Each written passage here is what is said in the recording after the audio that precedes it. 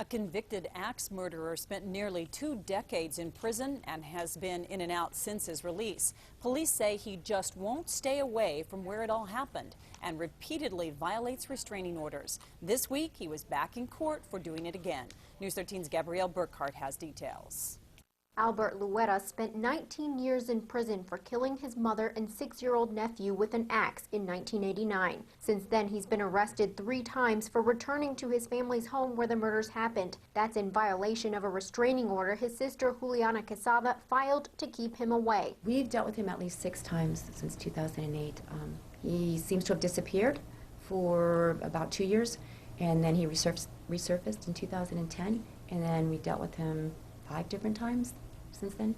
Quezada lived in the house until recently when she moved to the house next door. In late February, Lueras was arrested for showing up at her new home. According to court documents, a neighbor called Lueras' sister saying she had seen her brother and a woman she didn't recognize knocking on her door. Lueras' sister called police and said she was very afraid. He was arrested for aggravated stalking and violating a restraining order. I don't think he wants to do anything to her. Maybe he feels remorse because she is his sister, and what he did is a heavy thing. Quezada was not home when we stopped by today, but we talked to her in 2008, shortly after Lueras showed up for the first time. There is no family here. If he thinks he has family here, he doesn't have anybody, and he should have shame for what he did and go somewhere else. He's since roamed the streets of Alamogordo, where he's been in and out of jail. I think the problem for this defendant is that he continues to be homeless. He has nowhere to go, and he has obviously several issues to deal with.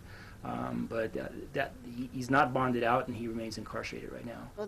I don't think he'll win anything by being in jail, but he should just leave her alone. They need to leave her in peace. In Alamogordo, Gabrielle Burkhart, KRQE News 13. The maximum sentence Lueras faces for the new charges is 3.5 years behind bars.